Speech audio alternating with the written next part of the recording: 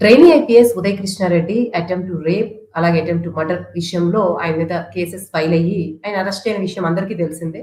అయితే ఇప్పటి వరకు కూడా కొంచెం అటు ఇటుగా ఇద్దరి మధ్య పరస్పర అంగీకారం ఉంటే జరిగుండొచ్చు. లేకపోతే ఏదైనా అయ్యుండొచ్చు అనేటువంటి కోణాలకైతే ఫుల్ స్టాప్ పడి మొత్తానికి ఆయన మీద సీరియస్ కేసెస్ అయితే పడ్డాయి. సో చూస్తూ ఉంటే ఆయన కెరియర్ ఒక పక్కన ఇరుక్కుపోయినటువంటి పరిస్థితిలో ఉంది. ఈ నేపథ్యంలో ఆయన మీద అంటే ఆయన పుట్టి పెరిగినటువంటి గోళ్ళపాలెంలో ఉన్నటువంటి ఆ ఊరి సభ్యులు గావచ్చు, అలాగే కుటుంబ సభ్యుల నుంచి మాత్రం భిన్న స్పందనలు వస్తూ ఉన్నాయి. సో ఆ స్పందనల వరకు మనం గమనిస్తే ఆయన కుటుంబ సభ్యులు అంటే కుటుంబ సభ్యులు ఎవరైనా సపోర్ట్ చేస్తారు గాబట్టి వాళ్ళ వాదన గనక మనం గమనిస్తే అంటే ఇద్దరు కూడా కొంచెం పెద్దవారు, ఎవరికి వారు తమ సొంత నిర్ణయాలు తీసుకోగలిగినటువంటి అధికార శక్తి ఉన్నవాళ్ళు. అలాంటప్పుడు వాళ్ళిద్దరి మధ్య ఒక ప్రేమ గావచ్చు, ఏం జరిగిందో మాకైతే తెలీదు. మేమిక్కడున్నాం. వాళ్ళైతే మరి నేషనల్ పోలీస్ అకాడమీ ట్రైనింగ్ లో ఉన్నారు కాబట్టి ఏం జరిగిందో మాకు తెలీదు. ఖచ్చితంగా ఉదయ్ కృష్ణారెడ్డి మాత్రం ఒకరిని వేధింపులకు గురి చేసేటువంటి వ్యక్తి మాత్రం కాదు. ఏది జరిగినా వారిద్దరి మధ్య అంగీకారంతో జరిగుండొచ్చు. ఏదేమైనా తన మీద కుట్రపూరితంగా ఇదంతా చేస్తున్నారు. మాకు ఆ మహిళా ఐపీఎస్ ట్రైనీ ఐపీఎస్ అధికారి ఎవరైతే ఉన్నారో ఆవిడ మీద గౌరవం ఉంది. కానీ తనని మాత్రమే అంటే ఇంతవరకు తను తప్పు చేశాడో లేదో తెలియకుండా నిందితుడిగా పెట్టిన కేసులు మాత్రం ఆమె పెట్టిన కేసులు మాత్రం పరిగణలోకి తీసుకుని అప్పుడే నిందితుడిగా తేల్చడం మాత్రం బాధగా ఉంది అని చెప్పి కుటుంబ సభ్యులు అన్నారు.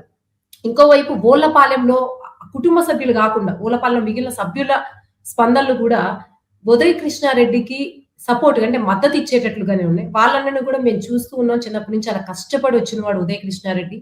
ఇంకొందరైతే నేషనల్ పోలీస్ అకాడమీ లాంటి అతి పెద్ద ప్రతిష్టాత్మకమైనటువంటి సంస్థలో ఇటువంటి వేధింపులు నిజంగా జరుగుంటే అంటే ఇతని పైన అధికారులు ఉంటారు, పర్యవేక్షణ అధికారులు ఉంటారు, వాళ్ళు చూస్తూనే ఉంటారు. అలాగే సీసీటీవీ కెమెరాస్ అన్ని ఉంటాయి కదా.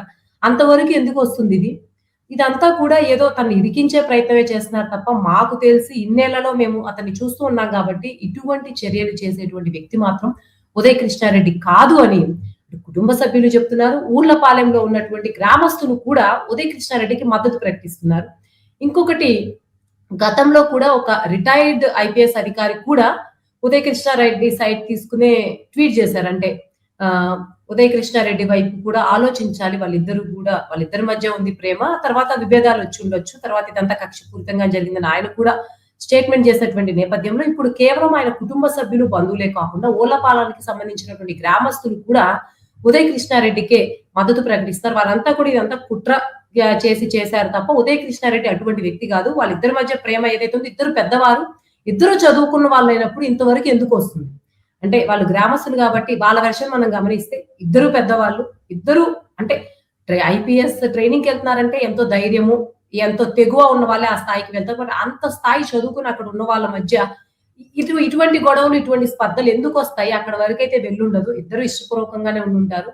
ఏదో ఇదైతే కక్షపూరితంగా జరుగుతుందని చెప్పేసి కుటుంబ సభ్యులు అలాగే ఓలపాలెం ఊళ్ళు వాళ్ళు కూడా ఉదయ్ కృష్ణారెడ్డికి మద్దతు ప్రకటిస్తారు. ముఖ్యంగా మహిళల మీద వేధింపుల కేసులు లేకపోతే అటెంప్ట్ మర్డర్ ఇట్లాంటివి పడినప్పుడు కుటుంబ సభ్యులు సమర్థించొచ్చు గాని ఊరి వాళ్ళు సమర్థించేటువంటి అవకాశం తక్కువ. దిశ ఇన్సిడెంట్స్ గానీ ఇంతకు ముందు జరిగినటువంటి చాలా చాలా విషయాలు మనం చూస్తున్నాం కానీ అటువంటి విషయాల్లో ఇటువంటి వ్యక్తులు ఎవరైతే నిందితులుగా ఉన్నారో ప్రూవ్ అయ్యే వరకు కూడా వారికి మద్దతు కుటుంబ సభ్యుల నుంచి తప్ప మిగిలిన సమాజం నుంచి వచ్చే అవకాశం తక్కువ. అయినప్పటికీ ఉదయ్ కృష్ణారెడ్డికి ఊరి సభ్యులు ఎవరైతే ఉంటారో ఊర్లో ఉండే వాళ్ళు మాత్రం ఉదయ్ కృష్ణారెడ్డికి మద్దతుగానే మాట్లాడుతున్నారు. సో ఈ సందర్భంగా ఇంకొకసారి ఉదయ్ కృష్ణారెడ్డి కేసు వివరాలు కనుక మనం చూస్తే ఉదయ్ కృష్ణారెడ్డి ఐపీఎస్ ట్రైనింగ్ లో ఉన్నారు. 2025 డిసెంబర్ లో ట్రైనింగ్ లో జాయిన్ అయ్యారు. సో ఇంకొక 2 నెలలు పూర్తయితే బహుశా ఆయన ఒక మంచి ఐపీఎస్ ఆఫీసర్ గా బయటకు వచ్చేవాళ్ళు.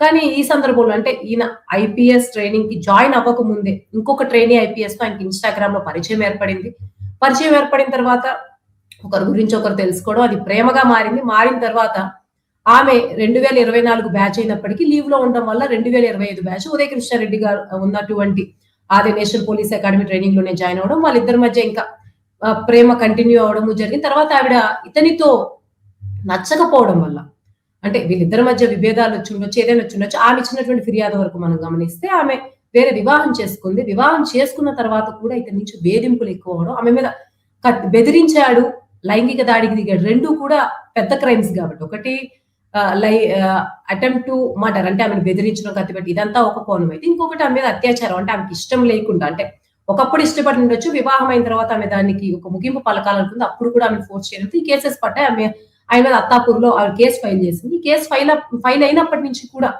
ఏవైతే ఉన్నాయో అనేక పరిణామాలు చోటు చేసుకుంటూ ఉన్నాయి. ఒకటి ఈ కేసు ఫైల్ అయ్యి ఇది చాలా తీవ్రతరం అయిన తర్వాత ఉదయ్ కృష్ణారెడ్డి మధ్యలో ఆత్మహత్య యత్నం చేశాడనేటువంటి వార్తలొచ్చాయి. అయితే డాక్టర్స్ దగ్గరికి తీసుకెళ్ళిన తర్వాత ఇదేమీ ప్రమాదకరం కాదని తేలింది. తెలియడంతో ఈయన ఎందుకు ఇప్పుడు ఆత్మహత్య యత్నం అంటే ఎవరైనా సరే ఏదైనా ఇటువంటి కేసు ఫైనప్పుడు ఆత్మహత్య యత్నం గనక ఎవరైనా చేస్తే ఏమనిపిస్తుందంటే జనాలందరికీ కూడా ఇతను తప్పు చేస్తుండడు. తనందరూ దోషిగా చూస్తున్నారు. అప్పుడే నిందితుడిగా చూస్తున్నాడు. అంత పెద్ద క్రైమ్ లో కష్టపడి ఐపీఎస్ కావాల్సిన వ్యక్తి అన్న ఫీలింగ్ వస్తుంది కాబట్టి అందరూ అలా భావించే క్రమంలోనే అతను నిజంగా ఆత్మహత్య యత్నం చేయలేదని ఎప్పుడైతే తెలిసిపోయిందో అదంతా ఒక సింపతి డ్రామా అనేటువంటి ఒక కోణం కూడా బాధలు కూడా వచ్చాయి. దీని తర్వాత అతని కుటుంబ సభ్యులు అతని సోదరుడి వరకు అతన్ని సపోర్ట్ చేశారు. ఒక రిటైర్డ్ ఐపీఎస్ ఆఫీసర్ కూడా ఉదయ్ కృష్ణారెడ్డికి మద్దతుగా మాట్లాడారు తప్ప ఇంకెవరు కూడా అతనికి మద్దతుగా మాట్లాడడం అనేది కనిపించలేదు.